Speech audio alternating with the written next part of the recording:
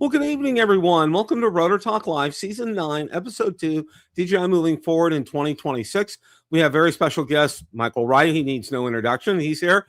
Johnny, Drone Flyer, Johnny Alfonso is going to be joining us here in a minute. And Ron's going to be stopping in at the bottom of the hour around 8:30 or so we can, and definitely he wants to be in to talk about Steeler Nation. So that's something I've been looking forward to all day. So, Michael, how you been?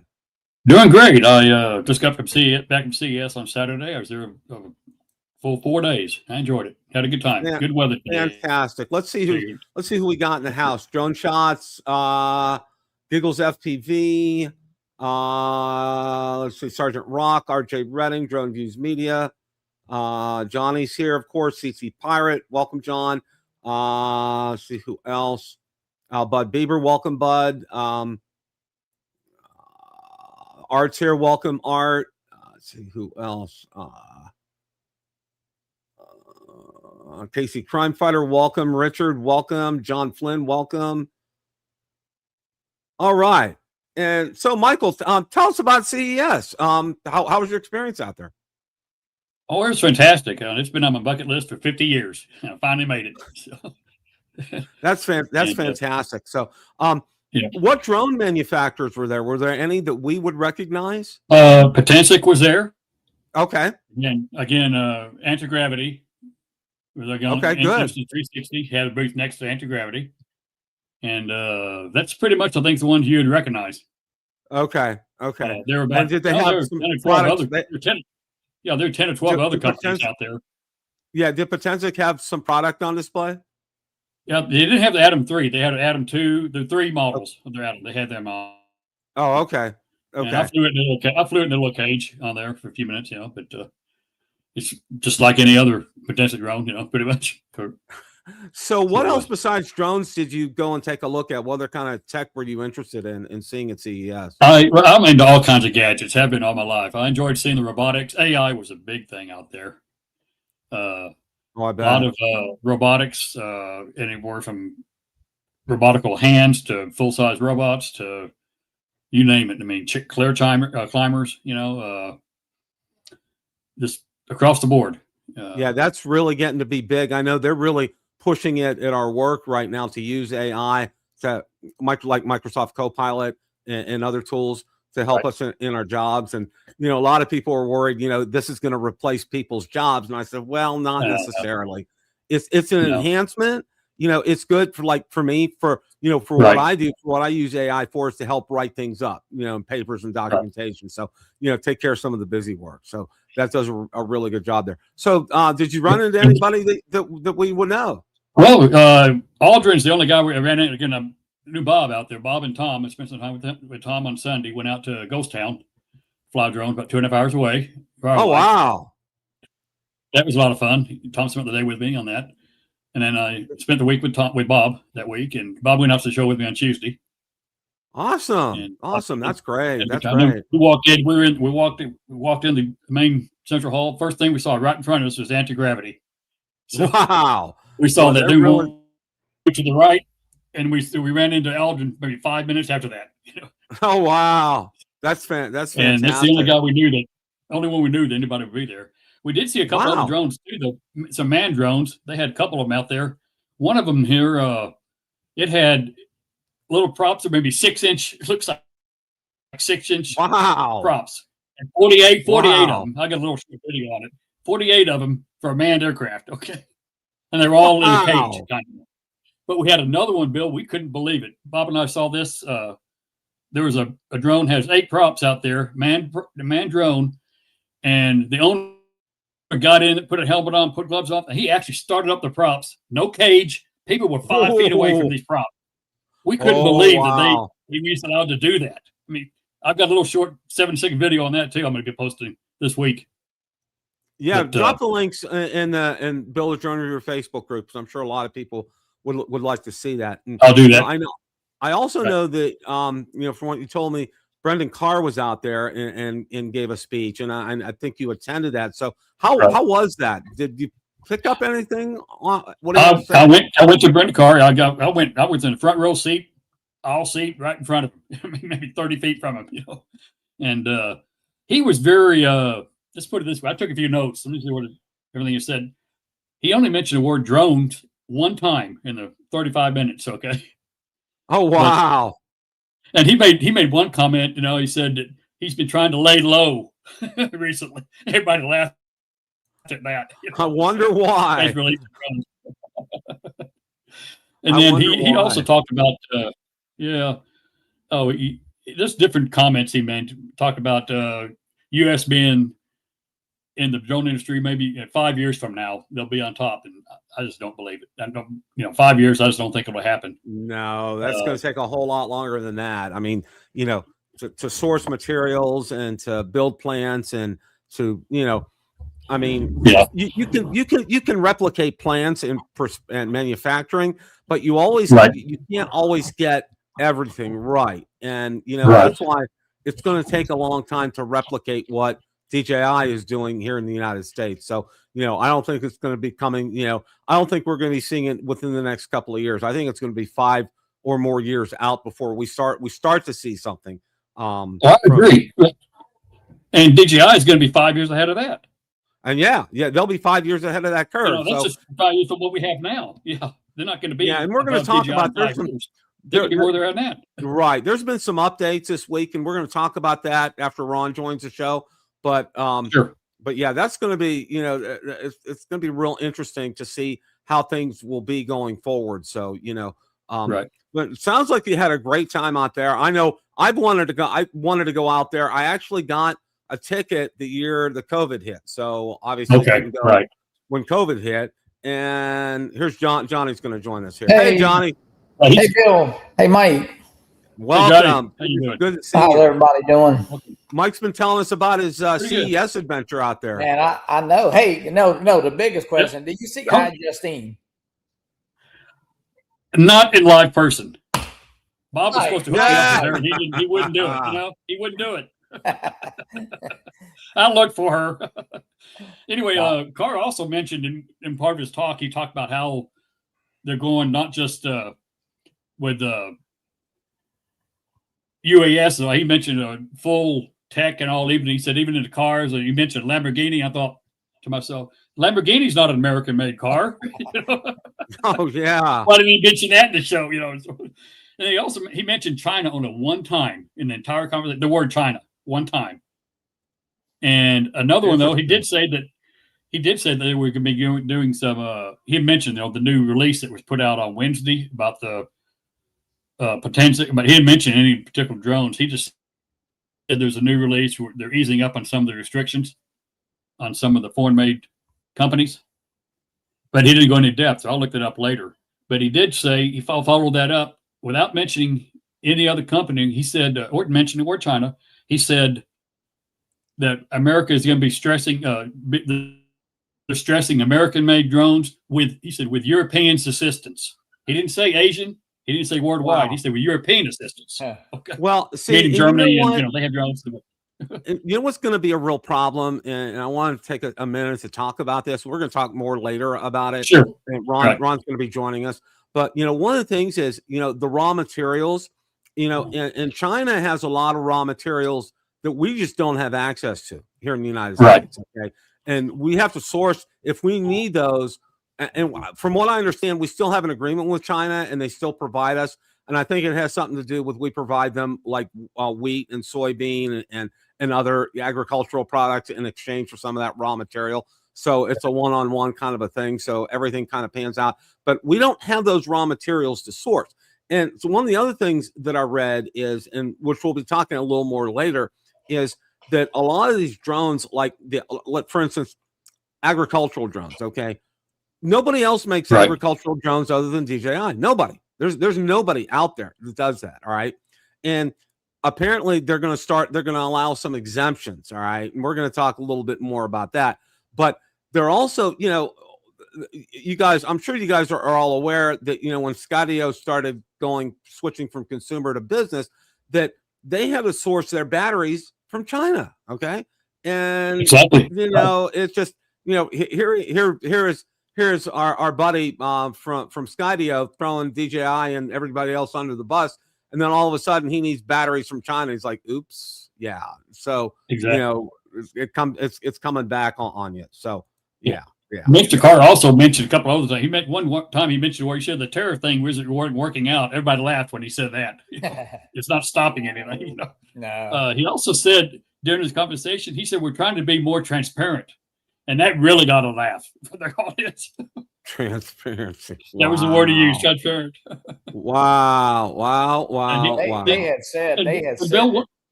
had said, Mike, that he wasn't going to say too much about drones. He did. He said the word drone one time, Johnny, before you got on. That's what I heard you say that. Yeah. And he also said during the conversation, he said, due to he said this competition, believe it or not, he said it's going to be driving down consumer pricing. Okay. And you know what? That's competition will drive down consumer pricing. That's the exact opposite of what I've been saying on the show.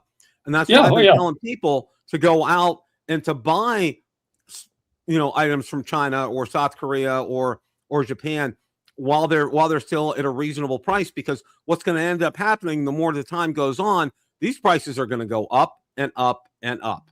Oh, absolutely. Right. Yeah. So I did the same thing, Bill. I bought a lot of batteries, a lot of props. Yeah. I mean, I know Casey Crime Fighter, he told me, he bought some new props, and I think some prop guards, because he had a little bump in, I think, with one of his drones. And he said that really, he says, he thanked me for prompting him to do that and getting people thinking like that. And I said, you're going to want to do it because, that $125 battery that you're buying now, 4 years from now, it's going to be $525. Okay. So you want to get these things now before they jump up, before you're paying, $500 for a Neo 2 battery, which is, insanity, but it'll happen if you don't start jumping on these things right now. So, wanted to go ahead. There's some articles. And as long as go ahead. Sure. I was just going to say, as long as you maintain those batteries, they'll be fine. I've got some 8 batteries from Phantoms. I've had some in 4 or 5 years. Yeah. They're great condition. Just use them every 2 or 3 months. Charge them up, discharge them, bring them back to 50%. Yeah. They'll be good batteries. They'll last for years. They really will. Exactly. Go ahead, now, this is a good article here, and I'm not really going to get into it in depth here. DJI's automated waypoint flight makes cinematic drone flying easy. I know I've done several videos on waypoints as well. What is DJI's automated waypoint flight features really? Adjust speed automatically, smooth turns to curve pass, maintains camera framing, repeats the route precisely every time. Manual flying still matters, but waypoint flight changes how pilots think. Instead of reacting in real time, you're planning shots like a director, letting software handle execution, focusing on composition, not stick input, okay? Which DJI consumer drones support waypoint flight? Mavic 4 Pro, the Mavic 3 series, Air 3S, and my mouse is Air 3, Mini 5 Pro, Mini 4 Pro. And then the article starts to get into and talks about waypoints and setting them up. And that's the thing I think a lot of people get tripped up on, guys, is getting waypoints set up. I mean, once you get it set up, it's pretty seamless and it does everything automatically and you don't have to worry about things. But I know I did a number of tutorial videos out there, and I reference this because this is in Builder Drone Reviewer Facebook group. If you're unsure about waypoints, follow this article, see what it says, because it's really good and it really gets into some things.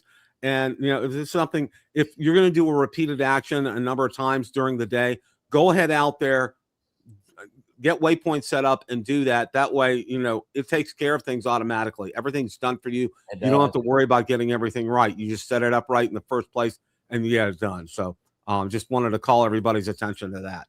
Okay. Got a couple other updates here. And it's about the DJI Power series that there were a couple of articles on Drone DJ and Drone XL that I wanted to go over here. It looks like, I'm supposed to be sharing here. my computer's on the slow side tonight. All right. DJI releases new firmware updates for Power 2000, Power 1002. Okay, and it gets into the updates here. And you could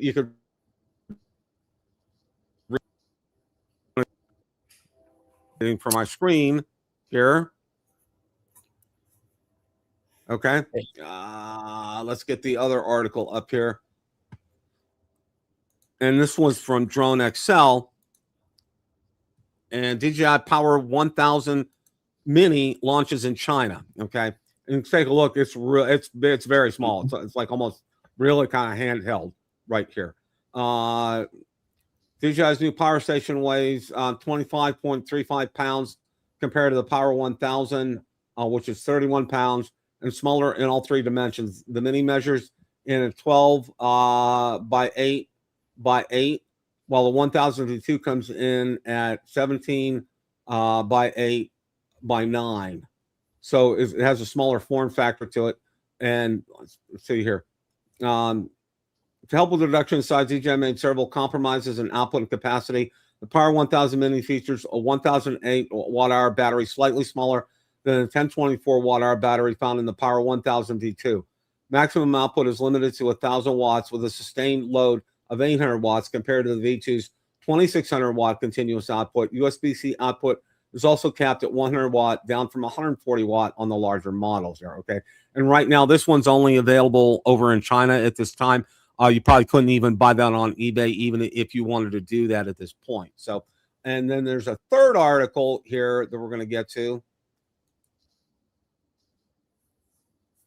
No price point on that. No price point on that, Bill Hunt, on that. On that, let's see here. US $500 is on the Mini. That's what the price point is here. Oh, okay. Yeah. I mean, you caught the big one. The Power 1000 was like what, $419 at one time, I think it was. Yeah. The Power 2000 here. There was an article on Drone Excel. The DJI Power 2000 drops to $699 on Amazon, 46% off. Makes this the best drone field charging deal of 2026, and it's really packed. It's loaded. That is a great, almost 50% off. That's a fantastic price. If that's something that you need and would help you out in the field or at home, I think that would be something that would definitely be worth it. And again, it's $699 on Amazon right now. Last I checked, they were still out there with that. It's so big. That one I think weighs 38 pounds, I believe. Yeah, it's pretty heavy, Johnny. It really is. And you have to have, I think for these, I mean, you could use it for drones, but it would be good. I know I have a whole home generator, but also too, and a lot of people don't realize when you have that whole home generator, you don't want to tax the system when you're using it. So having something like this, say for like smartphones and tablets, and running computers off that during a power outage would be absolutely perfect. So yeah, absolutely. If you use it at a little charging station and in your shop or something, it works really great for that. Yeah. No, I'm using it out in Texas Hill Country. I did not want to put $20,000 in an electrical transformer for my man cave only. Yeah. So I've got I agree with you. I did a little ice maker on there, a coffee maker, all that will work off of that. It's great. $300. Oh, Drake said you get the Power 1000 for V2 for $399. That's a good deal.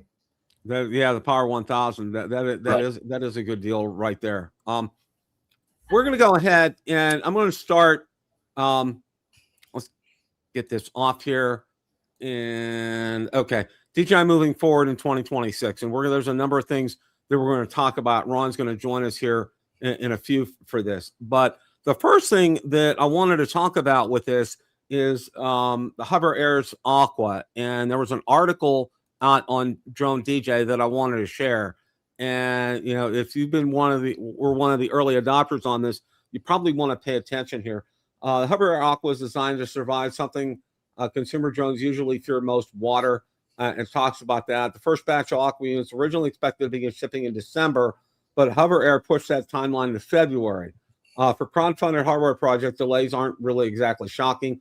What's more worrying is that even today, the drone does not appear in the FCC database of approved devices. And since the agency's foreign drone rules have since changed, securing that approval can be next to impossible, which means the Aqua's U.S. launch is now very unlikely, even without an official denial from Hover Air. Okay, why the FCC rules suddenly matter? And I think we all know why they matter, because you won't be able to legally fly that drone here in the United States. I mean, that's bottom line. So, you know, I think if you've purchased one of these, I think you want to get with Hover Air and find out what's going on, because at this point, you know, if it comes and if you get it, it's going to not, you won't be legal. You technically fly that here in the United States, because again, you know, that the blacklisting that happened on December 22nd, a day early, means the Pocket 4 was approved.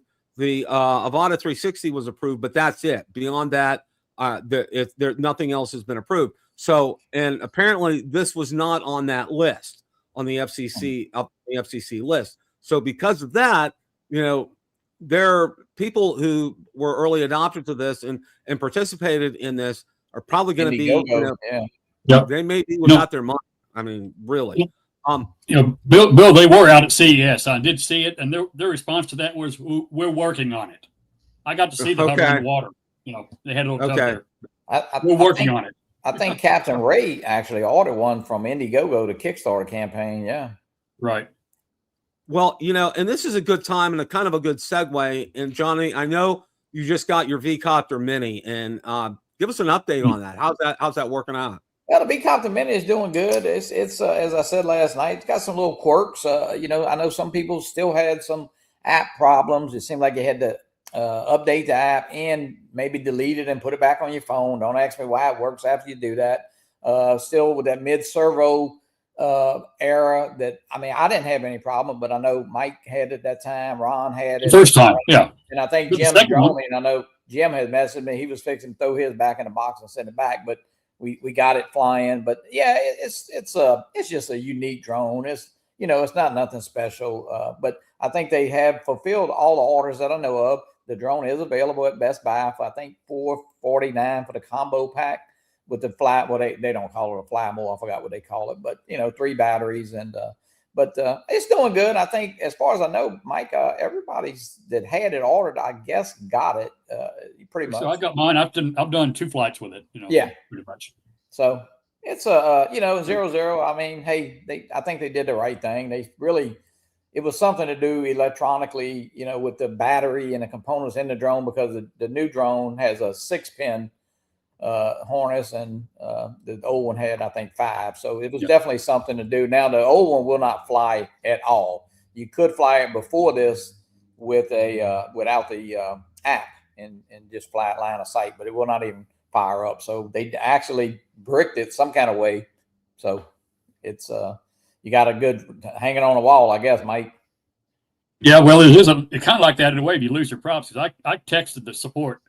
They put me on the hover support, came back and said they don't have any props. I said, my response was, this drone has been out for 6 months. You don't have the $15, the cheapest accessory you could get for props. Yeah. And then they came back the third time and said, send us your ticket number and we'll take care of you right now. I said, you didn't send me a ticket number. How can I send you a ticket number? Well, I think, you know, save your old drone. You got some props there, so hey, you know, and they had, they had a set that came in there. They had an extra set that came in there also. So, with your original, not the replacement. So, and if you want any extra batteries, you can't get those either. You know. Well, Captain Ray actually got a battery from AliExpress. A second battery for the Mini. Yep. Wow. Sure I'll did. check into that, because V-Copter wouldn't. They said we don't have them. Yeah, I don't know where he did. Or no, I'll take that. Talk to Ray about it. He got it from Indiegogo, through Indiegogo, some kind of way, or through. Okay, I'll talk to Ray. Yeah. Well, one of the other things that I wanted to talk about real briefly is an update on the Pocket 4 and Avata 360 on their releases here, and I'm going to share a couple of screenshots, and I took these off of DJI rumors. I don't know if you guys have seen that. They're out on X, on Twitter, and they pretty much compile anything that like Igor or Jasper has done, or any other kind of rumors that are going out there. So you know, that's kind of a good one to pay attention to. Now, if you talk about here, and I'm trying to get this up, and I don't know why it's my There we go. All right. Leaked DJI Osmo Pocket 4 and 4 Pro have surfaced. Pro shows a bigger dual camera block, nearly as large as its rotating display. Amazon Germany briefly had listed the Pocket 4. Launch pushed October. Pocket 4 late quarter, first quarter, early second quarter 2026. Pro in April of 2026. So that's the update on the Pocket 4. And below here is the Avata 360. There's a couple of pictures of that. Okay. And last we heard on this, pricing is out there. We pretty much have all the information that we really kind of need right now on that. And I think, as Ron and I talked about last week, we kind of think they were waiting for CES to be over before they actually released it, because I think everything's ready to go. I think they're in the pipeline. I think, retailers are ready, the ones that will be featuring this. And I think it's good to go. So I think it's going to be imminent. We may see it as soon as next week or within the next couple of weeks. I personally think it's probably going to be here before the end of January. That's just off the cuff. That's just what I think. But what do you guys think about the Avata 360? Is that something like you guys would be interested in getting? I'm interested in. Again, I think end of January, but if it doesn't get that, I think it'll be after Chinese New Year's. I think it'll be March. Okay. Okay. That's a good. I don't think they're going to issue it. That's a good point. What do you think, Johnny? Yeah, absolutely. At first, I think everybody was kind of thinking it was just a 360 only, but it looks like it has a 2-camera system where you can fly it regular, and that'll be nice, and having that feature of the 360. But I mean, personally, I think it's coming out the day after tomorrow, Thursday. Okay. I think so. I like that kind of thinking. I really do. And looking at the prices, I think you guys probably have seen the prices, and they look very reasonable in terms of what you can expect. Exactly. I mean, it pretty much matches up with what you would normally see, what DJI would post if their website was available in the US. It would pretty much, these prices, I'm really pleased with the pricing system on this. And I think one of the other things that I think DJI has really hit a home run on this with, you can use it as FPV with goggles, or you can use a controller with it. And I think this is kind of a home run. And there he is, Mr. Ron. Ron, how are you, Hello, sir? gentlemen. Hey, Ron. How's it going today? Doing great. How you doing, Ron? Doing good. Doing good. Thank you. Good. Bill, Good to see you. Bill, we talked about it, a little bit last night. It's the ecosystem. You got everything. If you got RC2, if you got the goggles, where anti-gravity is kind of behind the 8-ball, you got to buy the whole kit. So big money. And if DJI, did come out with a whole set of goggles and a different controller and a different thing, well, yeah, that drone might be near that $1,500-$1,600, but it looks like it'll work with RC2, which, a lot of us have. So yeah, if we can snag the drone and a couple of batteries for, $500-$600, I mean, yeah, it'll sell like hotcakes. Mm-hmm. And two, what about the rumor? Of course, we've heard this from the beginning that you could flip to a single lens camera too. So if you're not interested in doing 360, you could flip it to just a normal camera and record video like that. So that's a good option that the anti-gravity drone does not have. Yeah, absolutely. Big feature there. Yeah, so and it doesn't have a standard controller. There were a couple of people dropped in the chat. They're asking Johnny how his testing of the Avata 360 is going. So, and I know he's under NDA and he can't really talk about it. They probably know better than send me one, because I'd be like putting videos up. Wasn't it DM Productions that time? Darren, of course, that might have all been he put it up like a week earlier of one of the drones. That would be me. Well, I know Marcus just posted that you're testing it, but that probably, what he's doing, he's probably deflecting the blame off of himself, because he's probably really testing it and not telling us about it. So yeah. Hope you're enjoying it, Marcus. Okay, that sounds like a real blast. Well, I wish somebody in the U.S. would be testing it, but unfortunately, I think we are past that now. Yeah. As far as I know, Louisiana is still part of the U.S., right? If you abdicate it, you may be able to get the. Well, hey, we could get it exempt from not getting drones. Yeah, I'd vote to take us out for a little while for this year, maybe till something changes. There's a couple of articles here that I want to talk about, and I'm trying to get them up. My computer's really slow, so So kind of bear with me here as far as this is concerned. And it's really kind of a blacklist update. And there's 2 articles that were on Drone DJ that I really wanted to talk about. And one of them is about the U.S. Commerce Department, which was, and I read through this, and it's very interesting. If you had a chance to, definitely read this article. And I'm talking to everybody out here because, you want to find out. I read a snippet, and it really intrigued me. So I dove in and I took on the article whole on. U.S. Commerce Department backs off FCC says firm. Okay. Late last week, the U.S. Commerce Department withdrew a proposal that would have restricted or potentially barred Chinese-made drones under its Information and Communication Technology and Services Authority, according to Reuters. The proposal had been in motion for months. The Commerce Department sent it to the White House for review on October 8th and continued internal discussions through December 19th before pulling it entirely. This is the same legal authority the departments used to effectively block Chinese passenger vehicles and commercial trucks from the U.S. market over data and national security concerns. Applied to drones, it would have gone far beyond what pilots are dealing with today. Why this matters, Commerce Department's plan was the nuclear option. At first glance, the Commerce Department's withdrawal of its proposal might look symbolic. It isn't. The plan was widely seen as a worst-case scenario for drone operators.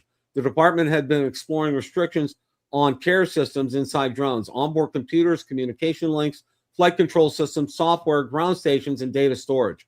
Had those rules gone into effect, they could have made existing DJI drones illegal to operate and not just future ones, impossible to import. That's a very different outcome from the FCC's approach, which grandfathered in previous approved equipment, okay? The department itself acknowledged in early 2025 was examining whether foreign-made drones could allow adversaries to remotely access or manipulate devices and sensitive data. That's why this withdrawal matters. The U.S. government effectively chose the less disruptive path. During the December 11th meeting with U.S. officials, DJI warned that blanket restrictions on drones manufactured in China would create unnecessary, conceptually flawed, and would be extremely harmful to U.S. stakeholders, according to online records later retrieved by both Reuters and the South China Morning Post. The argument wasn't theoretical. Public feedback during Commerce's consultation period showed overwhelming concern from drone pilots, public safety agencies, and small businesses.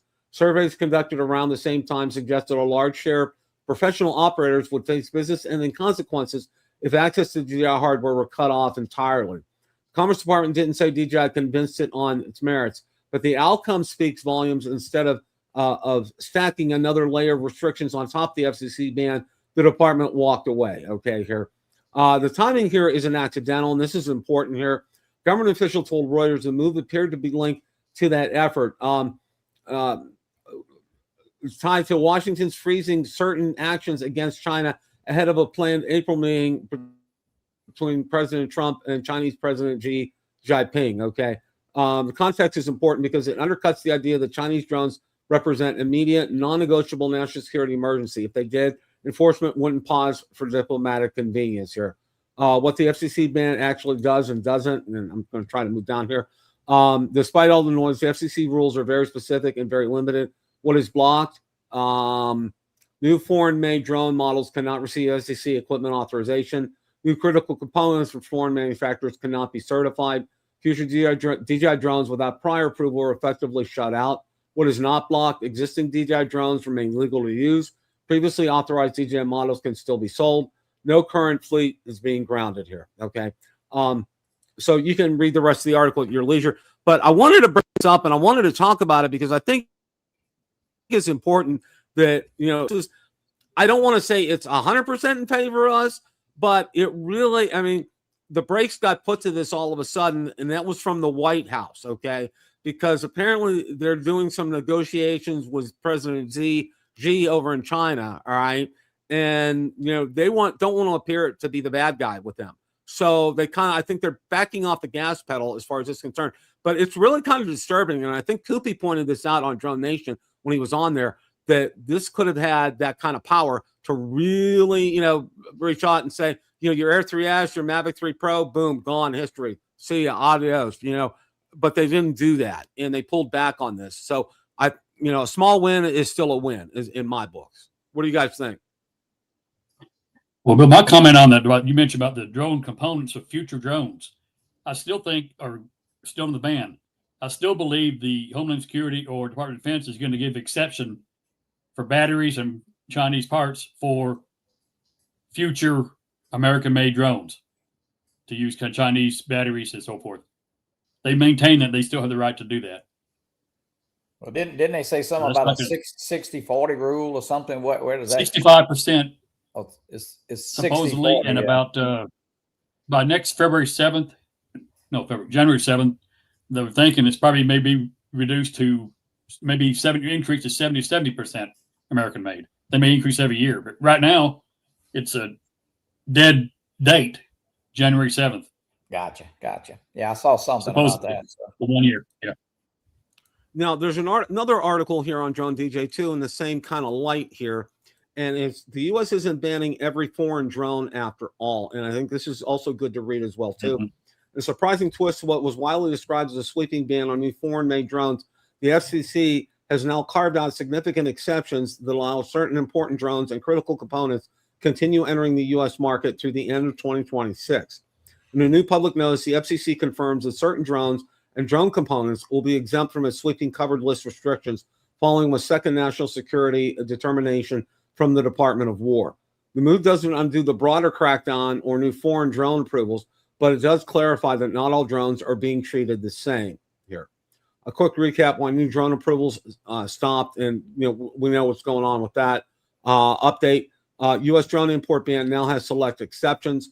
The latest update stems from a follow-up determination the FCC received on January 7th, this time from the Department of War. This determination carved out two specific categories of drones and components that, at least for now, do not pose unacceptable national security risk and therefore should not remain on the covered list. These categories are uncrewed aircraft systems and components included on the Defense Contract Management Agency's Blue UAS cleared list. So that's a mouthful right there. UAS and components that qualify as domestic end products under the Buy American standard here. Okay.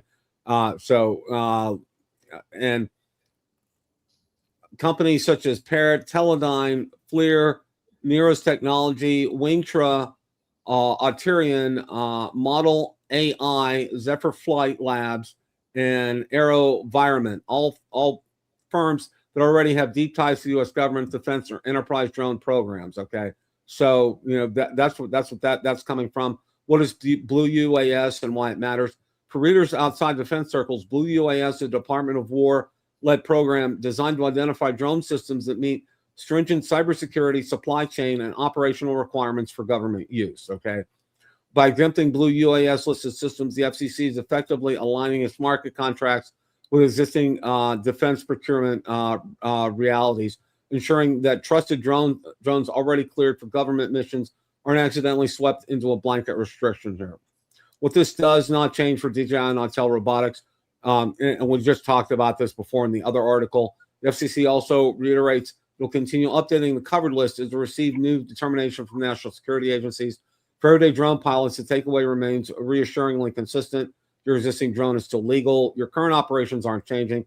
There's no sudden shutdown coming. Okay, and that's the and as far as that article is concerned. So what do you guys? That article is a great article, but it makes almost no reference to hobbyist drones. Yeah, right.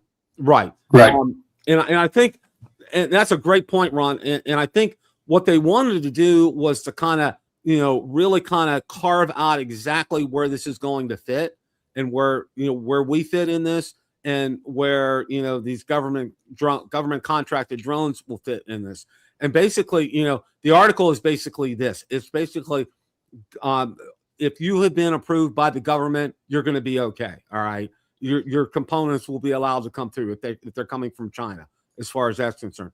Now, another question, and I know, and I've seen this raised on several forums in other groups, and I've seen other posting on this too, is DJI agricultural drones.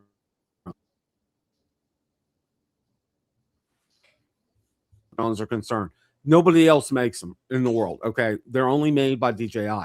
So there's been some talk, and I've seen some things, but not official, that they're going to try to get DJI agricultural drones on this list and get them exempt from being blacklisted. So I mean, because the situation is this, from what I've read, what will have to happen is, okay, a lot of farmers used to depend on crop dusters. All right. And, 20, 30 years ago, this was a norm. You saw a crop duster flying over fields to spray pesticides. All right. Well, now almost all this has been replaced by DJI drones and agricultural drones, and they're precise. They don't waste product out there. They actually give you information about your crops and it's the health of the crops. I mean, these are very valuable things, and it's for the U.S. food supply. Okay.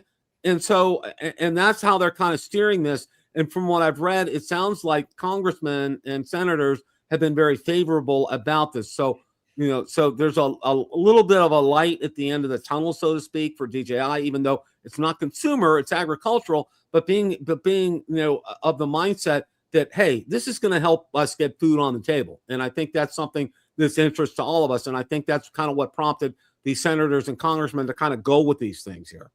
So, I mean, that is some good news. But Bill, the thing is, we all want in the hobbyist community here, there should be a little asterisk on all these rules that says something at the bottom like under 250 gram drones are not included in any of this. In other words, this doesn't include any hobbyist drones. And they could, but it doesn't seem it's not going to happen, Ron. It's sure. It's well, like I don't think our lawmakers, I don't want to name any names, but I don't think they even understand the difference. They think drones are drones. They don't understand that a hobbyist drone's about as much like an enterprise drone as some toy car you bought at Walmart is the same as a Chevy truck or whatever. Right. That's how much of a chasm there is, and I don't think they understand. I think they think all drones are drones. Like they don't even know like a Neo exists or whatever. They think DJI is sending over all their drones are giant enterprise level drones. They don't even know there's a Neo or a Mini 5 Pro, whatever. They don't realize. Well, they don't care because they're not making any money, lobbyist money. We don't have unfortunately the hobbyists don't have our own lobby group, but I think it's, again, they need to carve out something for the hobbies. All this stuff doesn't apply, especially to under 250 gram drones. Yeah, well, exactly, Ron. And not only that, these congressmen continue to use DJI mics. Yeah. But they better be mics that already have FCC approval, Mike. Well, it'll make a difference to them. when they voted on the defense bill, all of it was in there. It said all drones. It didn't say anything about agriculture. Now some of them are trying to come back and act like, we're trying to save the community by trying to get the agriculture drones back in. So some of those politicians they actually live in the farm belt and they need the votes. So now they're worried about not getting voted because they're taking people's lifeblood away. If they'd have read it in the first place, they could have addressed it at that point. Like you said, they've taken all drones as one big, just drones are drones. It doesn't matter what it is, Yeah, I'd be like classifying, just saying automobiles. That would include the cheapest automobile and the most expensive one in the same conversation. Right. Yeah. Yeah. When you're lumping a bunch of things together, and there's a lot of good in that lump. Okay. And you don't need to just, you need to point that out, and you need to be, be real careful about that, because you don't want to say as an aggregate, that would be like for me and what you said with your example. Okay. Cars get into accidents and people get killed. So cars are bad. Okay. Well, that's not necessarily the instance here. Okay.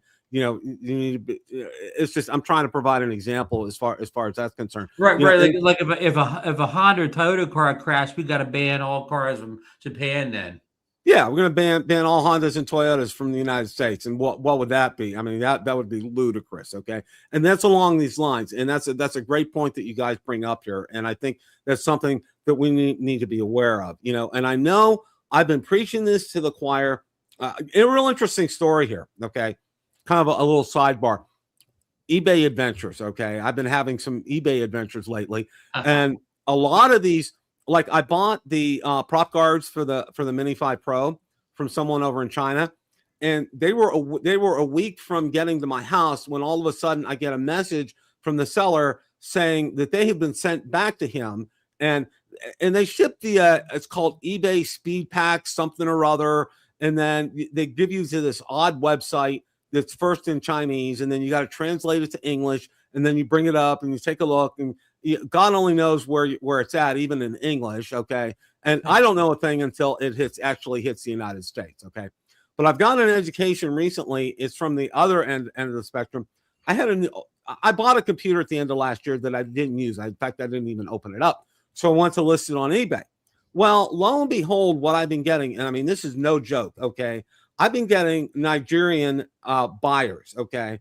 Legit buyers from Nigeria with the United States addresses. And I told them, I said, look, I don't do business. Okay. If your address on eBay shows, if your country shows Nigeria, I don't do this business. I have had to go in and block at least 10 people because they've all been making bids on this. All right. And one of the things that I found out that a lot of these companies, and I know Richard Mazzarella sent us an email today or the day before about US-based sellers, the quote-unquote US-based sellers. What happens is there's a lot of these companies that will have drop ship locations here in the United States. All they are it's an exchange place, okay? Nothing happens there. It goes from one to the other, all right? And when they have these drop places listed, that they can be quote-unquote United States, but they're not really United States, okay? So, and what happened in one instance, I accepted one of the bids without really taking a look at this guy, and it was UPS Ground Advantage. And what happens with UPS Ground Advantage is, okay, first part of it's carried by UPS, but the second part is done by USPS. Well, it had one address up at the top, and it had a different address at the bottom, in the same town in Texas, but a different address. I canceled it right away, and I refunded his money. So going forward, I'm going to be putting in my listings that I don't ship to third locations like that and Dropbox locations like that. And I also do not, your address has to match. If it doesn't match, it's a no-go. So as far as that's concerned, that's kind of like some FYI for you guys. I know a lot of you guys have been out there eBaying recently. I want for the most part, my eBay experience has been absolutely fantastic. Okay, especially on the big ticket items. It's better to be a buyer on eBay than a seller, Bill. Oh, absolutely, Ron. 100%. I mean, I can tell you, I had so many horror stories on things that I sold over the years. It was not funny. I mean, just absolutely ridiculous. But being a buyer, eBay does afford you some protections as far as that's concerned, and I'm real pleased with the transactions. And I had one instance over here, okay, that unfortunately didn't work out, and I had to get a refund. They were so fantastic in terms of getting me that refund. As soon as it hit them, I had the refund in my bank account. It was already there. So they were fantastic about it. Well, as far as buying the US, Johnny and I said this a while, like a lot of people are selling a Mavic 4 Pro, or at least a couple months ago, for $5,000 on Amazon or whatever, right? But and they're US. But I think what they're doing is they're just waiting for somebody to buy for $5,000. Then they go order from South Korea for $3,500, and they get it. They get it, and then they get to their house. They ship it to the guy that bought in America, and they just pocket the $1,500 difference. And so the person that bought in America thinks they bought U.S. Yeah, where all the guy did was just take their money, order from Korea, and then send it to them. Whatever, anybody could do that or whatever, because people think they've got some sort of benefit if they buy from a quote U.S. seller. But if the U.S. seller is not a certified like dealer of the product or Amazon or something like that, just some random guy on eBay, you don't get any advantage from buying from him in the U.S. No, and I think everybody that I know of ordered any kind of drone from eBay. I don't know of anybody that didn't get a drone, So I know, you think where you bought yours from is great, and I bought from that with US, and I bought from I don't know. There's another one called Miss Swan. There's a couple. So they've all been good to the customer. They've all been good. Now I did win an auction supposedly for a Mini 4. Mavic 4 Creator combo, and the guy he kept saying it was shipped so I emailed eBay, and of course I asked for a refund. I got it in about 10 minutes because the guy couldn't verify, but that was and I looked at that same seller at the point he was selling them. He didn't have one official sale on eBay yet or whatever. He just listed this stuff and hadn't had any sales yet because this is early on. I mean, so eBay's your friend. Made some sales, but nobody had got him. He didn't have any sales or feedback. So that looked, that looked bad. But I don't know if I've sold a couple drones that will actually go to, like Bill said, it seemed like I've sold 2 that went to say Miami, it goes to it looks like it's a shipping company. Yep, they send it out of country. Yep. You know, so it's going out of the country. Although, I mean, they pay for it, and hey, I don't really care where they ship it to, but it was. Yeah, in the old days, my wife and I, we did a lot of we did a lot of eBay for purposes. We didn't mind those shippers in Miami send them to the Caribbean or wherever, because you know what, you were never going to get a return then. Now we're buying it back. Never a return was coming back from the shipping company. Right. Yeah. Now we're buying it back from South Korea and Japan. So you know what? I found out on ChatGPT when I was asking questions about this. A lot of times what they'll do is when they pose these two addresses, they'll say they never got it, and they'll file an insurance claim, all right, when they actually do have it, and they'll go ahead out there and sell it, and then they'll pocket the money from the insurance as far as that's concerned. So, you know, and, you know, it's like, no, I'm kind of wise to that. So, but yeah, I don't hesitate to get them on a block list on eBay as far as that's concerned. So, we're going to go ahead. I mean, the drone part of the show is over here, and we're going to be talking about something that has been on my mind kind of since last night. But let's not jump the gun here. Let's talk about the game before we talk about today's news. We're going to talk about the game. But hey, Bill, thanks for having me, Ron. Oh, thank you, Johnny. Appreciate it. See you, Johnny. We'll have you back for Saints Nation here sometime. Absolutely. All right, guys. Take care, Johnny. Thanks so much. Hey, Johnny. And Mike, do you guys root for Houston at all in your area? The Texans? No, I'm still rooting for Dallas. What they I mean, anybody around? Or do you live in an area where there's Texans? Oh yeah, we follow Houston. Yeah, oh yeah, definitely. And we know Texas had a strong defense this year. They were known for their defense, but boy, I didn't know it was that good, Bill. Well, you know, the first 10 minutes of the game, and I was telling my wife last night. I said, you know, I had a good vibe after the first 10 minutes because, you know, it looked like the Steelers had a little bit of a rhythm. That, you know, they were completing some passes, getting some runs, and then all of a sudden it got stalled, and then they had to go for a field goal. And I'm like, okay, all right, this is going to be a tight game. The announcers are saying it's going to be a tight game, and you know, and it's that way. But I'll tell you what, when the score was 7-6, and I was on X, and I was, you know, communicating on. I have a Steelers account out on X, and I'll tell you what, people were saying, you know what, that is the most secure 7-6 lead you ever want to see, because Houston was, you know, everybody goes, well, the Steeler offense was horrible. And I said, well, you know what? The defense ain't doing too good either, because they're giving up these 49, 50-yard plus plays all the time. Okay. And Houston is getting way too close. And then, okay. And then before you even go too far there, I'm thinking halftime, it looks good. They're only down 7-6, but they got 3 turnovers. They got 2 fumbles from the quarterback, an interception, and they only got 6 points out of 3 turnovers. You need to turn those into touchdowns, right? Exactly, Ron. You know, the thing for me was CJ Stroud. I mean, up until that game, hadn't had a turnover the entire season. Okay. And he has 3 in that game. Okay. And but somehow between all those turnovers, he popped that 38-yard touchdown bomb off the Kirk down the sidelines.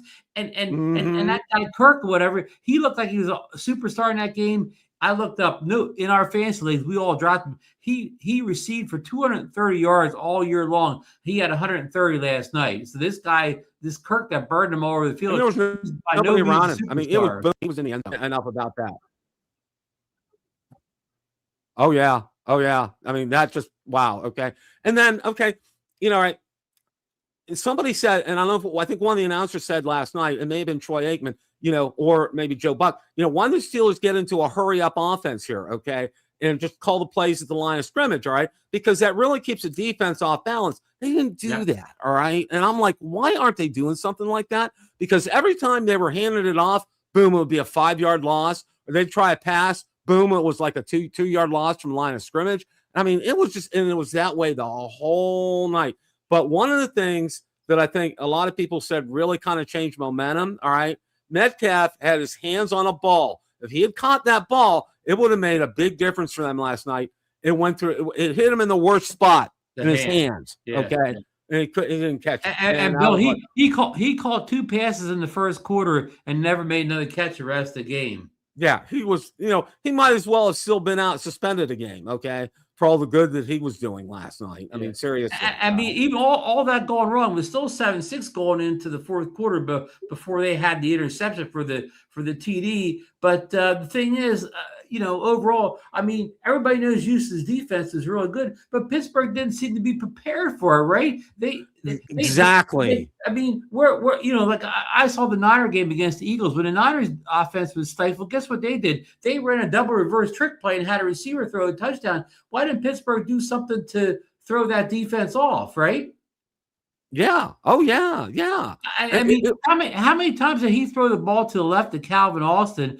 Was that his name, Calvin Austin? Austin. Yeah. They threw the ball to him. The defensive back on him was so much bigger than he was. I couldn't even see Austin. There was no chance of those balls getting completed.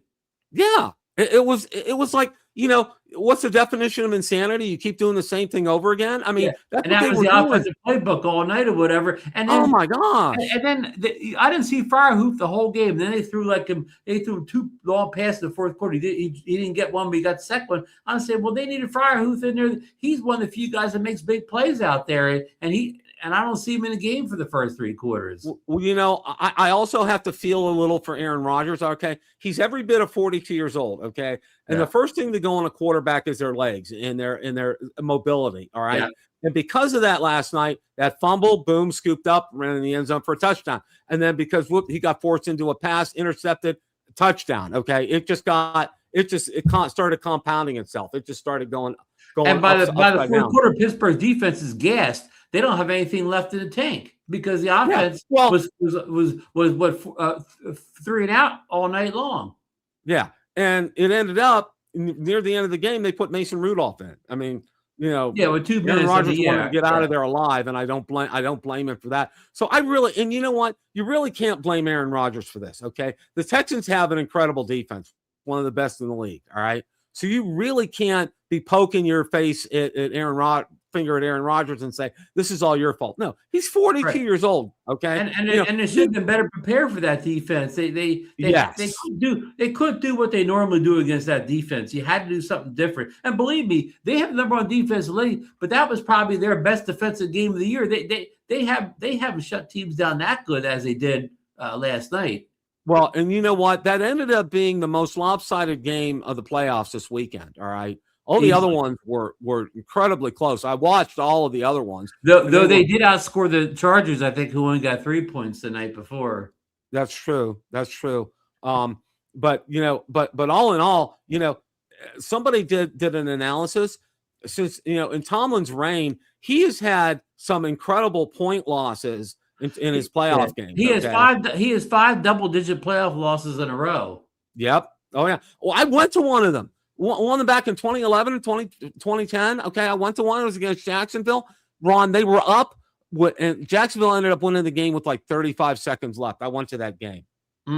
You could have heard the air come out of the stadium when they scored that touchdown right at the end there. I mean, I was like, you got to be kidding me. You absolutely have to be kidding me. Well, I got out on X last night, and I have to say, right after the game, the first thing that was coming up on my feed like crazy was #Fire Tomlin. Okay.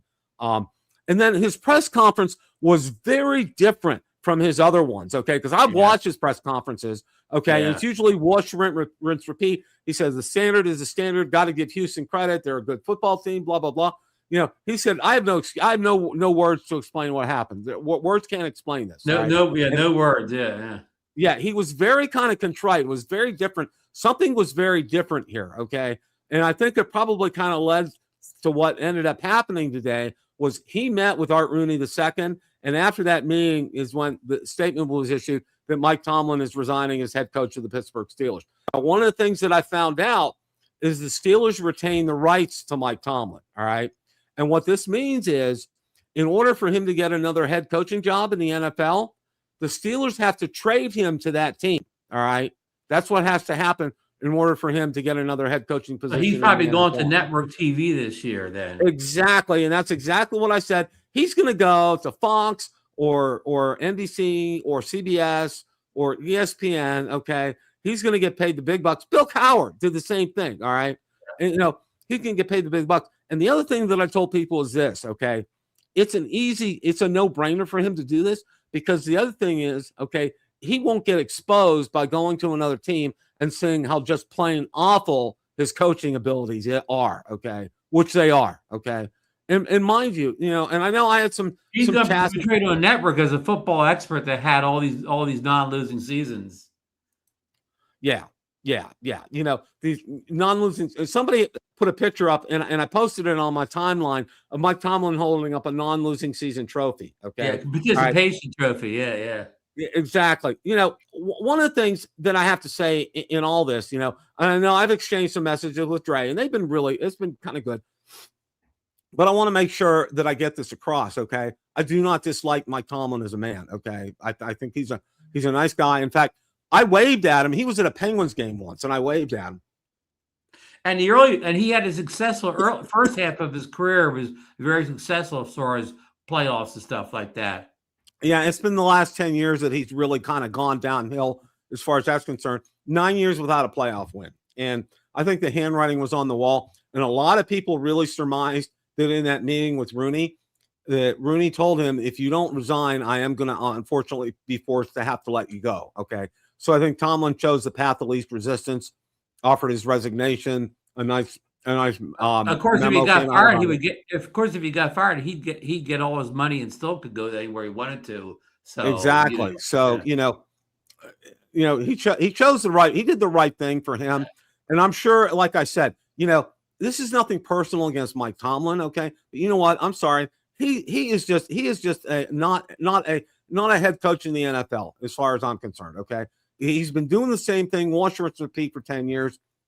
Finally, or at the very least, he needed to change, and the Steelers both needed to change. They could start new tomorrow. Now, you think Ali Khan should be the next guy out the door, right? Or the yeah, he's just as bad. Okay, and you know what? And I wish we could get rid of Art Rooney II too, but we can't. You can't fire the owner. Can't fire the owner. But you know what? Cowboys, right, Mike? Can't fire the owner. That's right. Well, I used to follow Bradshaw. His house is 5 miles from my house where I lived. Oh, and yeah. He lived in Dallas' entire playing career, as well as his broadcasting career. And I went to his estate sale 2 years ago at his house. So. Oh, wow. Huh. Well, one of the things is, Art Rooney Sr., who I actually met, believe it or not, at a Pirates game in the 1970s, and Dan Rooney, who I never met, okay, they were the architects, and they built the Steelers into the dynasty that they were, okay? They won the championships and everything. And then Dan Rooney became ambassador to Ireland, and then unfortunately, he had severe scoliosis. His health was horrible, so he handed everything off to Art Rooney II, his son. And old Art Rooney was one of the most beloved owners in the league, right, Bill? Oh, he was. Everybody loved him. I mean, everybody was a friend to him. He loved everybody, okay? Now, Art Rooney II has a background. He's an attorney, all right? And he's in dealing with finances. And he's running the Steelers like a business, all right? It doesn't matter if they make the playoffs or it does. They do get more money. But all in all, he's running it like a business. He wants to get that revenue stream coming in.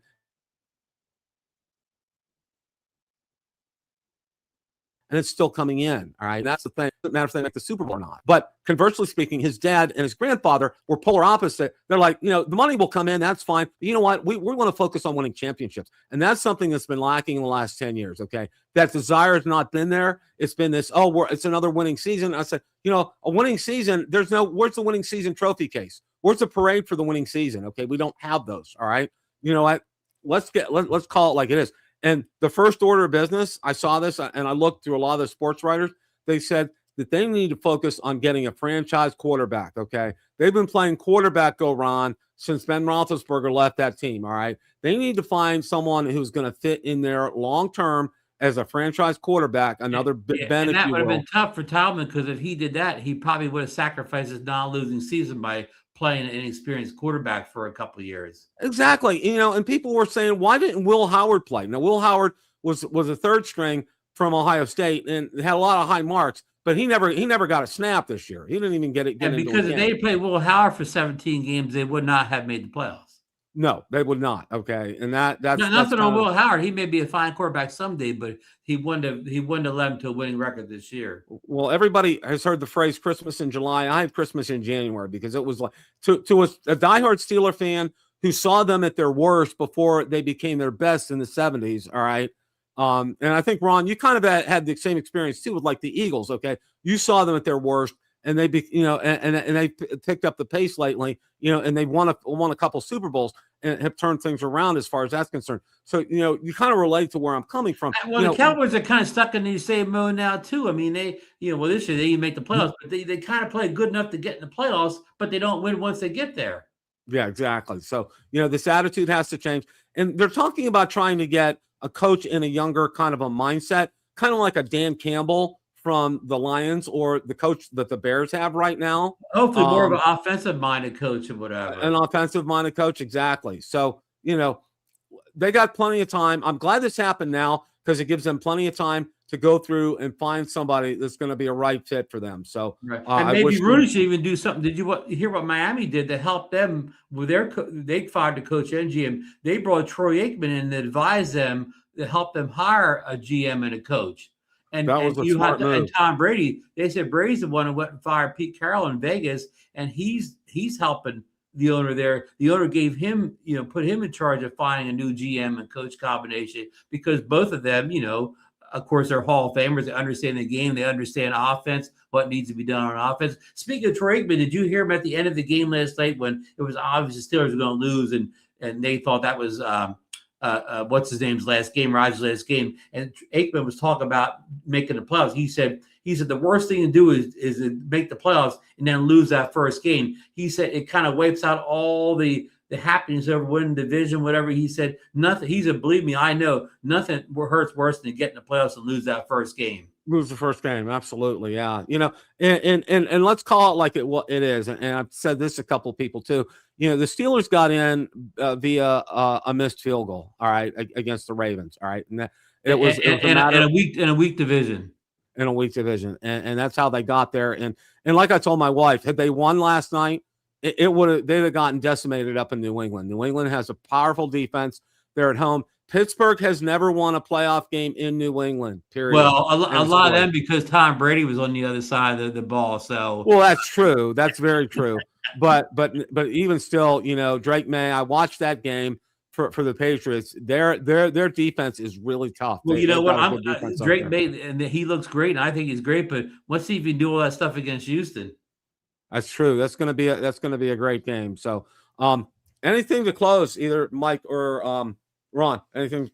I just want to say I'm glad to see Mike back. He was at CES. He got to see all the stuff out there, and glad you got to go out there and have a good experience. Got to hang out with Bob Dempsey and some of the folks out there. So that was great, and looking forward to seeing Mike in the spring at the South Florida Drone Meetup. We'll be flying our old drones. We won't have any new drones. And so we may have the 360. We'll see. Yeah. You're right. I forgot. And I think the 360. I don't know anything, but I think we think it's come out next week or two. But I think I don't think it's that close. I think it's maybe more of February, whatever. I don't know anything. I just by what I read, I don't think it's close as we think it is to coming out. I mean, it's not going to come out in the U.S., of course, but I mean even coming out in China, but we'll see. Exactly. But I look forward to it. And I hope those rumors are right, Mike, because I wouldn't buy it at $2,000 or whatever, like the A1, but I would buy it at $500.